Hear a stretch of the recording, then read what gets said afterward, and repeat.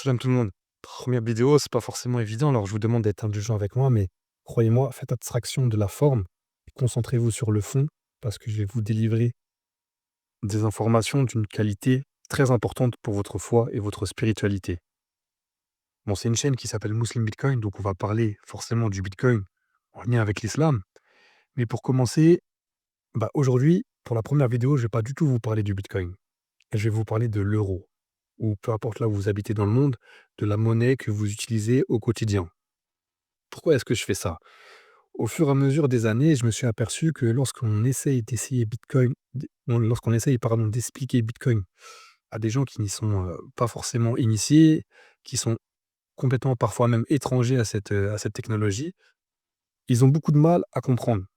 Parce qu'on n'a pas été formé, on n'a pas reçu d'éducation financière, on a très peu d'éducation sur la compréhension des mécanismes économiques, sur ce que c'est en économie, en philosophie, ce que c'est que la monnaie.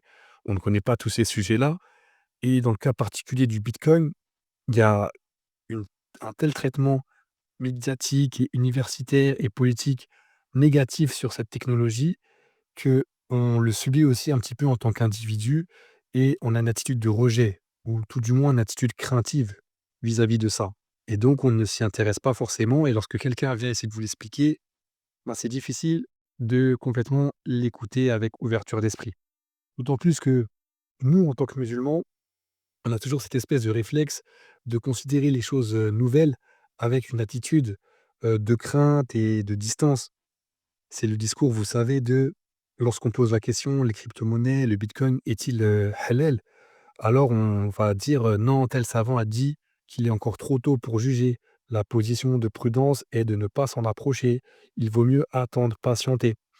Et donc on a en plus, en tant que musulman, cette réserve-là. Alors commencer directement par parler du bitcoin, pour l'expliquer, c'est pas forcément la meilleure approche. Moi, ce que je vous propose de faire, c'est de vous expliquer d'abord ce que c'est que la monnaie. Et pour un petit peu titiller votre curiosité et votre intérêt, je vais vous parler de l'argent que vous utilisez tous les jours. Et je vais vous provoquer en vous disant que cet argent est haram, que cet argent est en opposition complète avec tous vos principes religieux, avec toute votre éthique religieuse. Il Je dis même qu'il détériore votre spiritualité.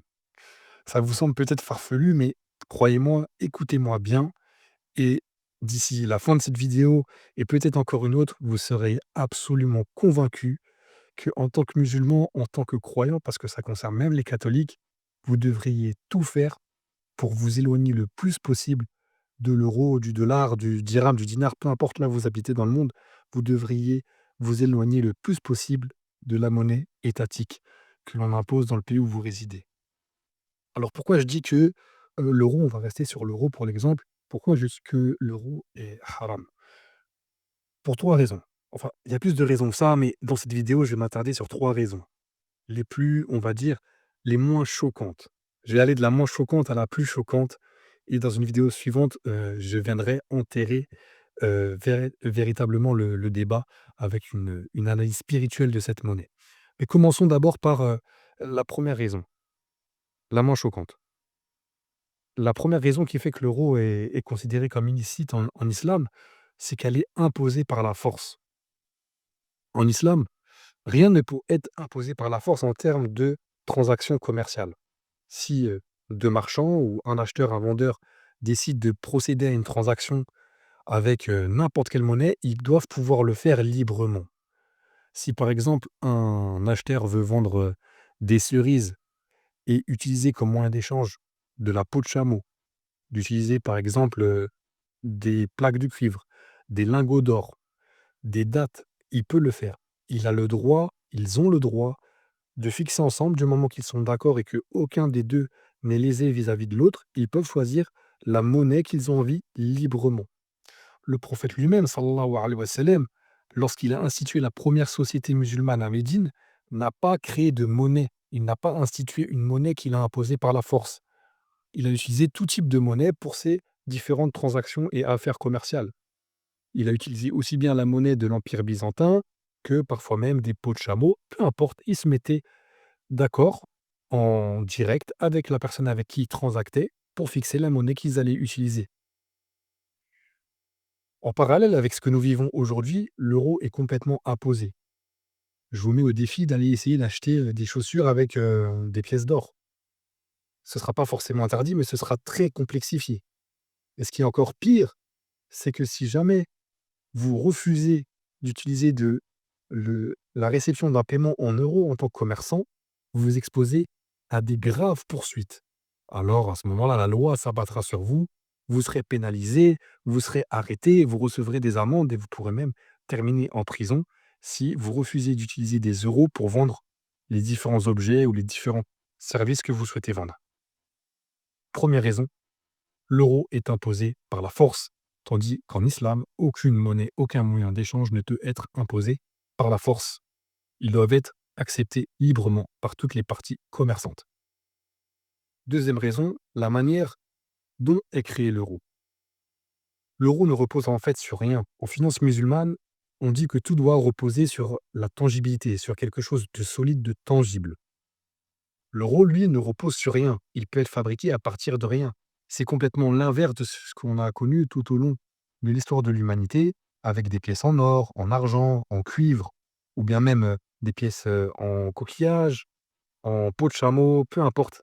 Les anciens moyens d'échange qui ont été utilisés, ils étaient tous des moyens d'échange tangibles qu'il fallait produire, qu'il fallait créer, pour lesquels cela nécessitait un effort de les faire apparaître, de les faire émerger. L'euro, c'est tout l'inverse. L'euro peut être créé à partir de rien. On dit que c'est une monnaie qui est créée ex nihilo. Ex nihilo, c'est une locution latine qui signifie à partir de rien. Comment est créé l'euro? L'euro est créé tout simplement par la banque centrale qui décide de créer 1000 milliards d'euros. Hop, on écrit 1000 milliards d'euros sur l'ordinateur, on appuie sur Entrée et 1000 milliards d'euros viennent d'apparaître comme par magie. Les euros peuvent aussi être créés par les banques commerciales. Vous allez à la banque postale, à la Société Générale, et le banquier peut tout simplement écrire 10 000 euros, appuyer sur Entrée, et 10 000 euros viennent apparaître. Et ils vont ainsi pouvoir être échangés et se disperser, voyager dans l'économie. Donc, deuxième raison qui fait que l'euro est haram, c'est qu'il n'est pas tangible. Il n'est pas créé par du travail, par des efforts. Il est créé comme par magie, à partir de rien. Retenez bien ce point parce que je viendrai encore le compléter dans une prochaine vidéo. Et vous verrez à quel point c'est grave du point de vue religieux. Troisième raison, et pour moi la plus importante à retenir dans cette vidéo, c'est que lorsque la banque centrale ou une banque commerciale va créer des euros, elle ne le fait pas pour rien. Le banquier se lèvera un matin et se dit pas tiens, ce matin, j'ai envie de me créer 15 000 euros. Allez hop, j'écris 15 000, j'appuie sur entrée. Non, les banquiers, ou qu'ils soient de banque commerciale ou de banque centrale, ne créent de l'argent que en réponse à des demandes de crédit. Et vous l'avez compris, de crédit à intérêt. Comment ça se passe? Un individu vient à la banque, donc ça peut être un citoyen, ça peut être une entreprise, ça peut même être un État, va frapper à la porte et va dire bonjour, j'ai besoin d'un prêt, il me faut 100 000 euros. C'est pour acheter une maison, c'est pour lancer une nouvelle activité dans mon entreprise, c'est pour financer un programme d'aide sociale si je suis un État. Il me faut de l'argent, il me faut 100 000 euros. Le banquier va dire ok, il n'a pas cet argent en stock. Il va écrire 100 000 euros sur son ordinateur, appuyer sur entrée, l'argent vient d'apparaître, il va le remettre à la personne qui s'endette en lui disant tiens, voilà tes 100 000 euros et tu devras me les rembourser plus un intérêt. Tu ne me rembourseras pas 100 000, tu me rembourseras 110 000. Ok, pas de problème. L'emprunteur prend cet argent, se met à faire ce qu'il a à faire, donc soit de consommer, soit de investir. Peu importe, l'argent va circuler dans l'économie, se répandre dans les poches de tout le monde, de chacun. Et donc, vous comprenez la logique. L'argent qui est ainsi créé, qui circule parmi nous, ce n'est que du reflet de prêt à intérêt. Ce n'est que des petits bouts, en fait, qu'on s'échange quand on reçoit notre salaire ou quand on va acheter notre pain à la boulangerie. Ce n'est que des petits morceaux d'argent qui a été créé pour répondre à un prêt intérêt. En fait, on s'échange comme ça des reconnaissances de dette à intérêt. On s'échange de la poussière de riba. Je ne sais pas si vous connaissez ce hadith, alors je le connais pas par cœur, mais en gros, le prophète pardon, sallallahu alayhi wa sallam, aurait dit, heu je ne me rappelle pas des mots exacts, hein, il aurait dit: «Une époque viendra où, chaque humain sera touché par le riba et même celui qui essaiera de s'en éloigner sera touché par sa poussière». Cette époque-là, c'est l'époque que nous vivons aujourd'hui. On est en permanence sali par de la poussière de riba. Sur nos comptes en banque, c'est de la poussière de riba. Chaque argent, chaque euro que l'on touche, que l'on met dans nos poches, c'est de la poussière de riba. C'est la représentation d'une dette qui a un jour été contractée par quelqu'un avec remboursement plus intérêt. Troisième raison que je vous présente aujourd'hui pour vous expliquer pourquoi l'euro est quelque chose de complètement contradictoire avec nos croyances religieuses. Si vous voulez en savoir plus, si vous voulez comprendre tout ça, j'ai écrit un livre qui est complètement gratuit. Il fait une soixantaine de pages. J'ai vraiment posé toutes mes réflexions à l'écrit et vous allez voir, ça en 2 heures, c'est lu et vous allez avoir une compréhension que l'immense majorité des gens n'arrivent même pas à ne serait-ce que imaginer sur ce que je sais que la réalité de la monnaie en lien avec la religion. Donc téléchargez le livre, le lien est dans la description, c'est entièrement gratuit. Vous juste vous cliquez et vous récupérez le bouquin. Ça se lit très facilement et ça vous permettra de prendre un petit peu d'avance sur la deuxième vidéo que je vais vous tourner le plus rapidement possible. Sur vraiment, là, je vais vous publier et je vais vous expliquer, je vais vous donner une analyse spirituelle de la monnaie que vous utilisez tous les jours. Vous allez voir, ça sera très intéressant et que vous ne serez pas déçus. Donc abonnez-vous pour ne pas louper cette prochaine vidéo qui arrive. Surtout allez dans la description et téléchargez le livre. Merci beaucoup. Barakallahu fikum.